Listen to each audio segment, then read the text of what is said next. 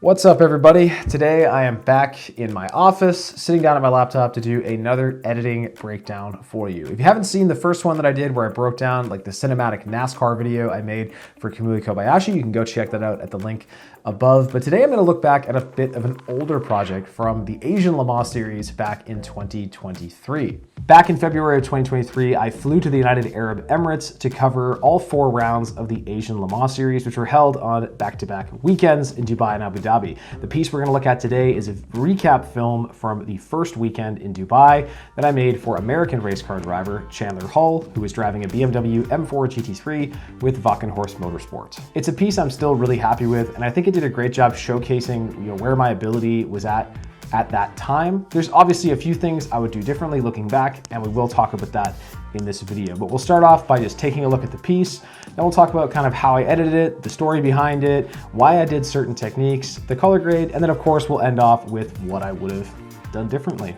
So hopefully you're enjoying this fisheye view. I've got a new fisheye lens, I really like it. But yeah, let's take a look at the video first, and then we'll get into it.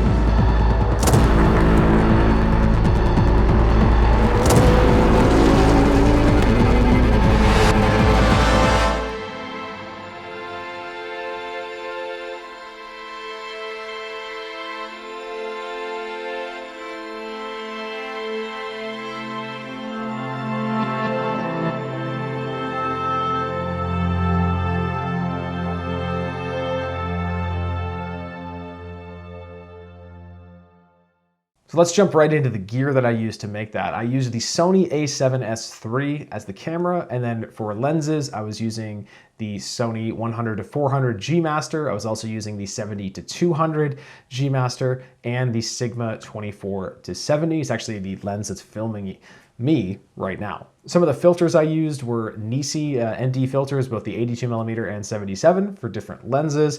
And I was going through a mist filter phase at the time, so I used a lot of the Nisi 1/8 mist, and I'll explain more about why I used it and where I used it later in the video.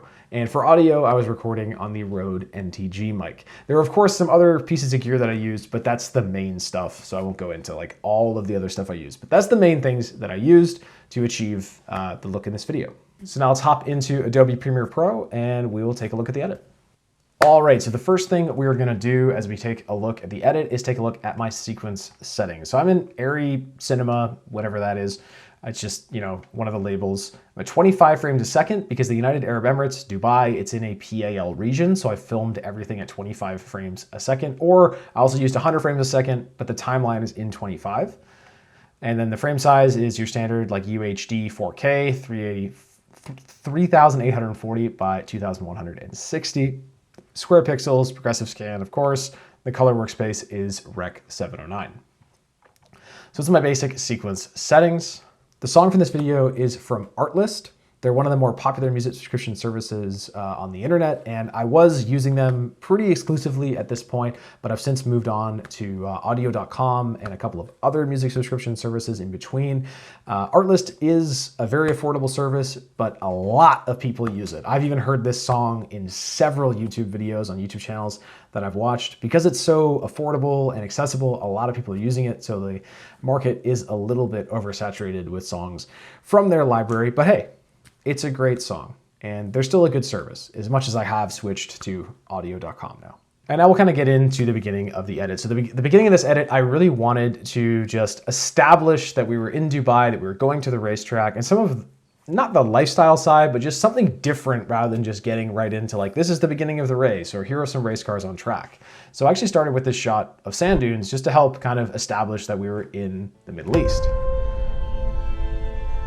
And right after I posted this on social media, on my Instagram, a friend of mine said, how did you get a drone to Dubai? I thought it was illegal to import one.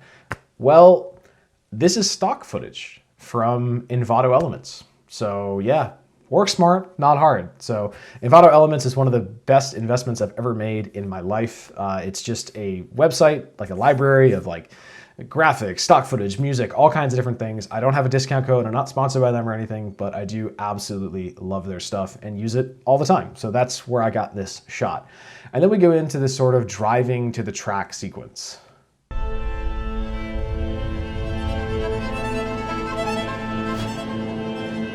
And then we transition into showing that we are at, the car race.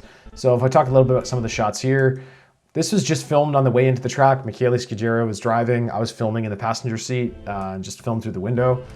I found some shots of the different things. There's a shot of the UAE flag to establish that we were in the UAE, because there's no text at the beginning saying we're in Dubai or anything like that. And then these are just shots of Chandler Hall just walking. He was walking back from the restroom to the paddock, and I managed to grab a few shots of him. And you'll also notice that it's at night. So it doesn't really fit chronologically, but I don't really think that matters. So, and then we see this transition shot here. Now I do a lot of this. This is when I really started doing these a lot in my videos, and it's a technique I still use to this day, and I didn't come up with. I've seen lots of other people do it. Basically what I'll do is I'll just film at a regular frame rate, and I'll just swing the camera back and forth quickly like that, and it creates this sort of blurring effect. Add a little sound effect to it. If we go down here and click on the sound effect, we've got, what is this? Just whoosh, whoosh 3 that I got from somewhere. So you just hear that. So if we watch it again with the edit, you barely hear it, but it does add a little bit of something. And then we just transition into the Valkenhorst garage. If you're wondering what some of the other sound effects down at the bottom are, we've just got car interior and just background auto race noise, which you can barely hear, but it's there.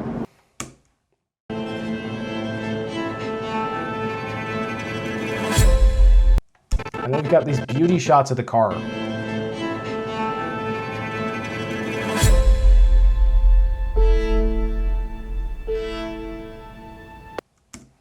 So you see these shots here. If we just sort of scrub back over, I wanted to incorporate some shots of the car, obviously show off the sponsorship of Macintosh, as well as show that we have a BMW. And then this shot here is shot at a slow shutter speed. So this is actually the raw shot you'll see here on the left side of the screen. And I just shot this by basically hanging the camera low, shooting with a slow shutter, and just walking up to the car. And it kind of created that interesting sort of something different. And then I added the sound effect added is actually book pages flipping. So just something a little bit different. And then there's no transition sound here. That's all within the song.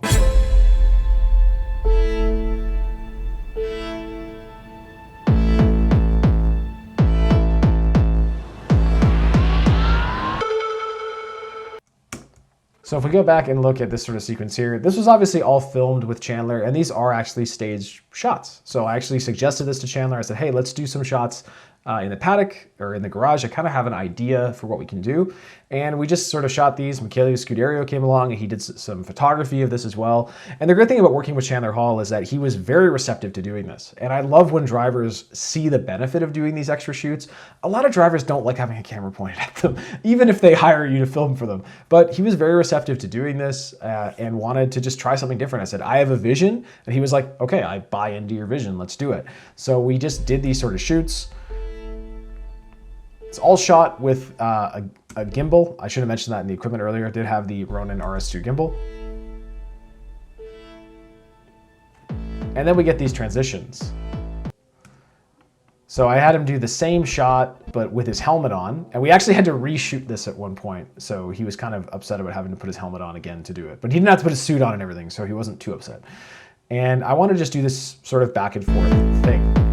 And we do it a few times. If you watch the last editing breakdown where I talked about how I wanted to use a shot I saw in the film Everything Everywhere All at Once, well, when I was traveling to Dubai, I rewatched the film Scott Pilgrim versus the World. Now, I'm not going to review the film for you, say what you want about it, but I saw there was a scene where they did this sort of effect where it cut sort of back and forth, and I thought it was really interesting, and I just decided to try it myself, and it ended up being this. And then when the music kind of has this sort of, it gets quiet again, I wanted something a little bit different to transition into the grid for the race, which was just this shot of a female marshal. And I didn't show her face because sometimes like I think it's best to not show their face. And she seemed, I was shooting around her and we were chit-chatting, but she did seem a little shy, so I didn't want to shoot her face. But you can see the hair clip and everything, and clearly see that it's a female marshal, which is just something different rather than just showing, you know, motorsport's a male-dominated field. There's a lot of men in motorsport, so let's show some of the ladies. And then we transition basically into the last bit of the grid before we start the race. So if we go back here, you hear that book pages flipping again as we do another slow shutter shot. And this is basically achieved just by handheld, just walking around Chandler while he was getting into the car. Or getting ready to get into the car.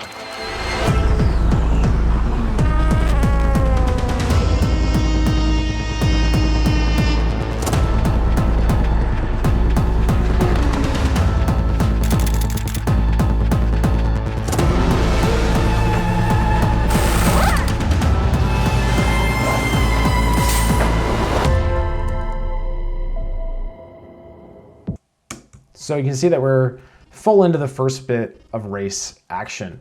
So we don't have a basic start shot because the team wasn't on pole or anything. I don't think they were on pole. It was a long time ago. So I just used a shot of the car going fast into turn one. I'm big for the first shot of a race action piece. I love to have like a really quick shot where the car looks like it's going really fast. So this is shot along the front straightaway into one at the Dubai Autodrome.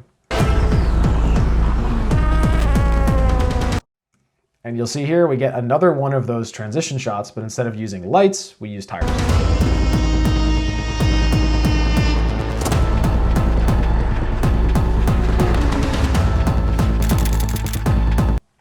And I did the thing that I used to do a lot. I was really obsessed with doing this at the time, which is using a photographer. This is actually Michele Scuderio over his shoulder, and I did this sort of photo effect thing. I've since retired that. If you've watched my other pieces on my YouTube channel, like the Grove Racing, Spot 24 piece, I've done this a lot. The Sam DeHaan piece at Monza, I've done this a lot, so I'm not going to do it anymore. But I did just basically a little transition. That's again done just by swinging the camera. It's all done in camera, just swinging it to the right and going into that photo effect. And this photo effect was shot similar to how I did the walking effect with Kamui in the last editing breakdown. I just used the S&Q mode on the camera, and I believe this was 8 frames a second, or it might have been 4 frames a second with a really slow shutter. And then just played back at 25, it creates that sort of jumping effect that I think looks really cool. So kind of the idea of a photographer doing a panning shot. And then you'll see next up we have just some shots that aren't of race cars, but help to move the story along. Right? Show more of the atmosphere of the race, which is something I try to do a lot in these videos, and it's something that I've gotten a lot from watching people like Adam Dinsmore, people like Toby Ian and Lewis. They do a lot of this stuff in their racing videos because really the least interesting thing in these videos is the race cars. The most interesting thing is the people, the atmosphere, what's happening around the race. So we kind of break up the edit by showing the marshal, showing the caution lights, and then we get a pit stop.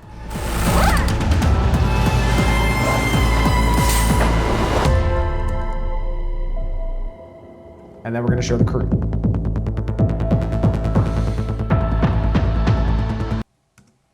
We'll start over. It's kind of lagging a little bit. We are on an old hard drive right now, not an SSD.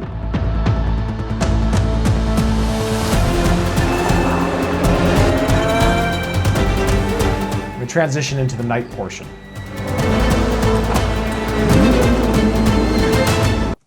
Again, it's lagging a tiny bit off of the HDD, but we'll replay some of those portions. So we'll go back to where we got the crew. So I like to try to show the whole team when I'm working in this scenario because there's so much more to racing than just one driver, just the race car. So we see just some shots of the engineers, and this helps break up the edit. And when you're doing a recap like this, it also helps just show tension, right? Like how stoic and focused these guys are as they're watching, you know, the screens, they're watching the data, they're watching the telemetry. It's really, those reaction shots really just help to tell the story of the race. And we see some fans. Transition shot.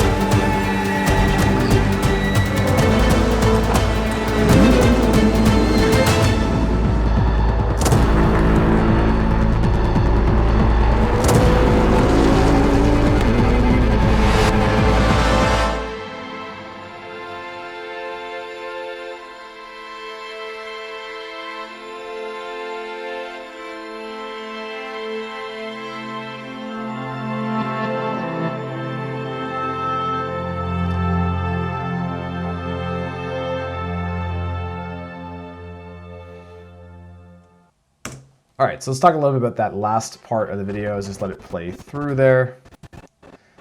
So after the pit stop, we get this sort of like bang, bang, bang in the music where I do this sort of transition with the sunset. And then you'll see this transition here. What I try to do is have some continuity in my edits of like when I'm doing a recap like this, where you'll see the continuity of sort of like, it goes from this shot of the car and we go frame forward and we cut to the car going in the same direction. And it kind of flows really nicely. Watch that again. And we see another one of those transition shots. And what I actually decided to do here was I had a shot of tires and a shot of lights. And I just did a crosses all the way. We do another pit stop. This was a fuel-only pit stop near the end of the race, just a splash of gas, and they take off. And then once we're into the night shots, when you're shooting racing at night, it can be really difficult because the big piece of advice I give people is just don't shoot at night. Just shoot at blue hour and lower your exposure because shooting at night can be really, really hard. And this is when that 70-200 G Master f2.8 came in handy because I needed that aperture as low as I could go. But also shooting on the Sony a7S III allowed me to use the dual native ISO and shoot at 12,800 ISO and get still an incredibly clean image. Not much noise at all, if any. So that was really helpful. And one of the main shots you want to get at night is of brake rotors. It's kind of the money shot in racing. And you can see we have all four, or both brake rotors on this side of the car in the shot. And we also have the reflective number panel. Any racing series that races at night, they're going to be using a reflective number panel, which helps us figure out which car is coming with how dark it is. Especially at tracks like Spa or Le Mans, where shooting at night is basically impossible. But you have the brake rotor shot. This part of the track this is the final turn where you see that we actually have a lot of lights in that area. So you shoot that area a lot because it's much more well lit than other spots on track. Then we do a couple more of these sort of transition shots showing more atmosphere. This was one I had planned for a long time. I really wanted to get a shot of a Marshall with lights behind them. And then this is just shooting through the fence out of focus at just a bunch of lights, sort of moving the camera around to just create that sort of transition shot.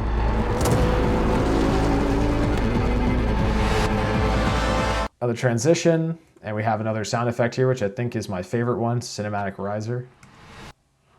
And we just drop that on. And this is just a slow shutter drag. So basically all I did to get this effect was just lower the shutter. And I like to do this at night a lot, especially in endurance racing, because it kind of gives the effect of, you know, tiredness in a way. Like everything's blurry, you know, everything's kind of eerie and strange because we're racing at night and we're tired and it's been an endurance race. Now this was only a 4-hour enduro, but still. I thought the effect worked pretty well. And it also helps to get more light into the sensor because you're shooting with your shutter a lot lower. So it's a good effect to use at night. And then there's always got to be a clock shot, right? It's an endurance race. So we go to a clock shot and you'll notice this last segment of the video. So the last, how much time is left? The last 22 seconds of the video are all in slow motion. And it's all people shots, shots in the garage to show the emotion of winning the race, which is super important when you're in this scenario. Like, you want to show the team winning. You want to show how excited they are, because this is such a team sport and they work really hard to achieve this. And then I also shot, the screen. We have last lap. Nikki pointing. This is when the checkered flag came out. This is Chandler in the foreground here. This is Nicky Casper, baller, good dude. He's Dutch. Got the team celebration. And you'll notice here how the lights look sort of really angelic. And that's where the mist filter comes in. So I was going through a mist filter phase at this time. And it's funny because I actually decided to put the mist filter on for this video. It's not really doing too much because there's not like any lights in the background or to create that sort of like halation or anything like that. But I figured I'd just throw it on for this video. Why not? The reason I like the mist filter is because it just creates that sort of like halation around the lights and just makes everything look a little bit more cinematic and in a way almost like you're shooting on film. I know that's going to be a controversial thing to say, but it kind of gives me that vibe. Let me know in the comments if you feel the same way when you use a mist filter, or if you might pick one up now and give it a try, because I am a big fan of mist filters, but they can be overused. I shot a pit stop at Spa last year with a 1/4 mist. So the lower the number gets, the more mist effect there is. And when the car came in and the lights turned back on, the headlights, it was so bright you couldn't even see anything. There was so much halation. So that was a little bit too much. And then I put my mist filters away for a while. But I really like how they affected this video.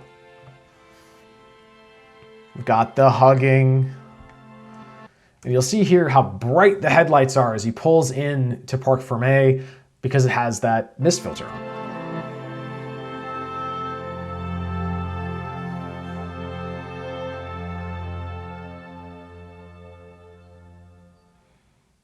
And then we've got the end of our video just showing, how jubilant and excited everyone is. So after that win, the team actually went on to Abu Dhabi to have 2 strong finishes in the last 2 rounds, and they won the GT Championship in the 2023 Asian Le Mans Series, which got them an automatic entry into the 24 Hours of Le Mans that year.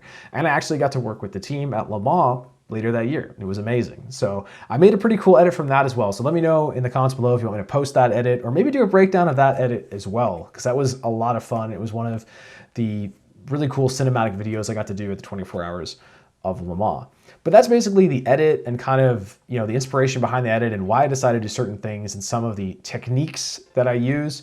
If you want me to explain any of those further, like whether it's transitions or, using a slow shutter speed, things like that in future videos, just let me know in the comments and I'll try to get to that. I am ramping up into a very busy part of the year, but I'm hoping to keep with the weekly videos. So now let's talk a little bit about the color grading for this video. Now I've fully been transparent with people for years that I am not the best at color grading. I am not an expert in color grading. I have DaVinci Resolve on my laptop. I have yet to learn how to use it. I haven't had time. What I try to do is basically just find, decent LUTs and then do a few little adjustments on each clip and just make, a nice looking piece. Because again, I'm not really the strongest at color grading. So if we look in this, you'll see we have 2 adjustment layers in this piece. My mouse fell asleep. I'm actually using a vertical mouse. My wife works in health and safety and ergonomics and she got me this. I really don't like it. Please, no one tell her. But I love her, so I'm going to use it to make her happy. I do have less pain in my arm, but I keep knocking it over. It's not fun. But anyway, we have a couple adjustment layers here. They say 9x16 adjustment layers. They are sized vertical, but I just scaled them up for some reason because that's just, I was working with 9x16 layers. That's just a weird editor thing. I was making lots of projects, lots of things within this project. So here we have basically our base correction has nothing other than the saturation is pulled down by just 10%. And then I added the LUT through the creative thing. So this is basically just a standard Rec 709 conversion LUT because this was all filmed in S-Log3.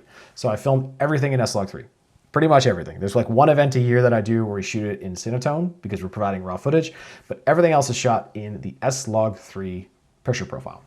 So this converts your S-Log3 into basic Rec 709 color space. So that's basically what we did on this one. I believe there's a small curves adjustment where we bring shadows down, which is, I really like to bring my shadows down, and a slight bump up on the highlights, but not a lot. We'll just widen this a little bit. Not a lot though.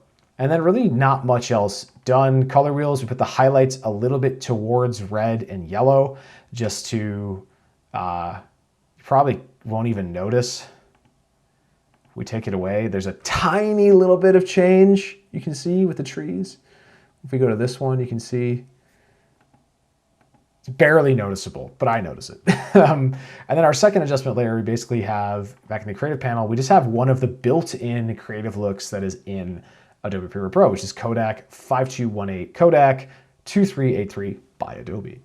And basically what that does, if we just turn that off, is it just provides like a little bit more like it actually sort of brings the highlights up a bit. And honestly, it kind of looks like it's taking a little bit of contrast out. But it's basically just a boost to kind of the highlights and a few different things, like nothing too crazy. And I don't even think it's at full strength. It's at 50%, because if we put it all the way up, it's gonna get real crazy real quick. Even at 100%, it completely changes how things look. It boosts those highlights a little bit too much. So we go back to 50 where we were. And that's basically how I color graded it. I didn't do much else, I'll be honest with you. I just kind of adjusted each clip. So each clip does kind of have an individual color grade on it, mostly just an exposure adjustment or shadows, color temperature, things like that. Times when, you know, I messed up and forgot to adjust my white balance. Mostly when I'm shooting during the day, I'm at 5600 Kelvin, and at night, I'm usually at 4300. And I'll just set that like directly on my cameras. But sometimes you mess up, you forget, you're busy. I'm shooting for multiple clients at these events. In fact, at the Asian Le Mans Series at this weekend, I was shooting 17 cars. Chandler being one of those. So it was a lot for one person, but we managed to get this done. So this video was delivered actually Monday evening after the race on Sunday.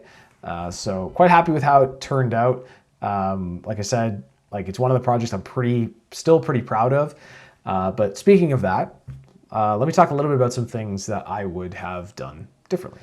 So I think first off, one thing when I look back on some of my videos from last year, I feel like I made a lot of gains last year and I really like leveled up quite a bit, but where I really struggle still even to this day, I'm getting better at it, was sound design. So you'll notice like in the beginning here, we only have music except for a couple little things. And I think now I would have put more sounds in. I would have put something here. I would have put maybe some desert breeze sound effect in the background, something different, right? To just sort of add a little bit of something to your ear that you barely notice, but it's like the spice in food that makes it taste so good, but you never notice because it just tastes so good. You don't even notice it's there, right? But that's probably the first thing I would have done. I probably would have done the color grade a little bit differently. I think now using the Joe Famolaro, like Phantom LUTs has changed my life, and I didn't know about Phantom LUTs at this point. So I hadn't used them yet. So I was still using just the basic like Rec 709 and then trying to grade it myself. And I think this could have been greatly improved by a Phantom LUT.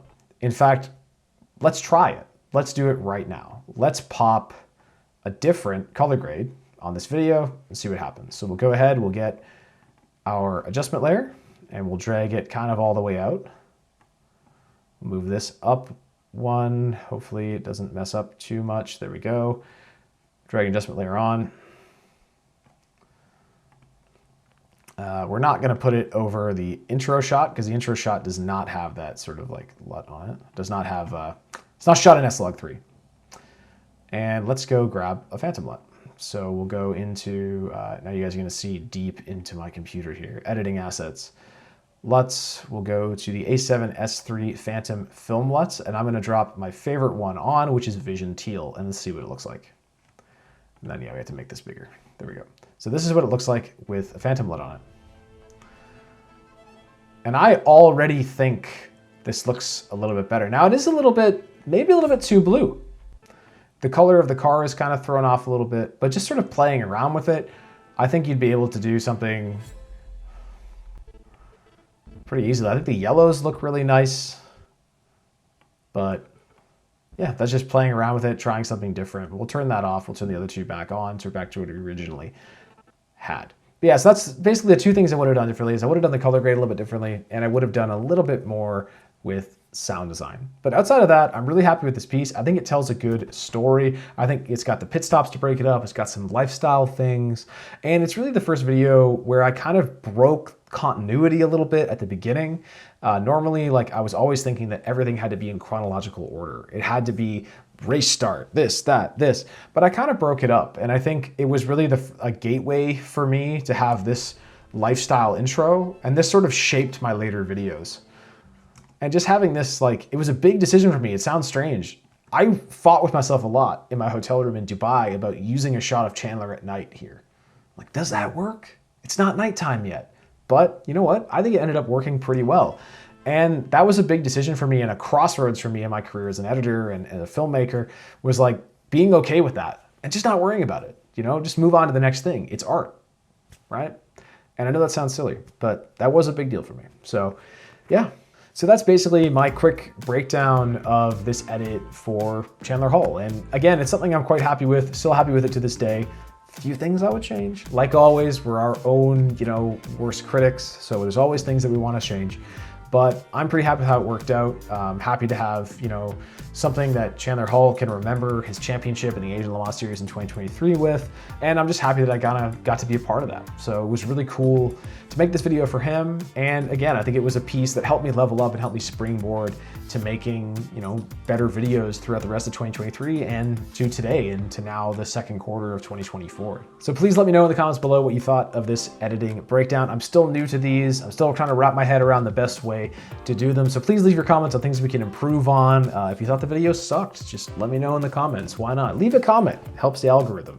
If you're new here, please check out some of my other videos, especially my vlogs. I've got vlogs from pretty much most of the major events that I've done so far this year, like the 24 Hours of Daytona, the Bathurst 12 Hour in Australia, GT World Challenge at Circuit Paul Ricard in France. And if you dig through the archive, I've even got a vlog from last year, the first vlog I ever did at the 24 Hours of Dubai. If you like motorsports, if you like filmmaking, if you like a combination of the both, this is the channel for you. So just end off by saying, please, if you're not a subscriber, hit the subscribe button. It is free, it helps me a lot. You can also hit the notification bell if you want to find out when I drop new videos, usually every Friday. And like, comment, all that annoying YouTuber stuff. And we'll see you in the next one.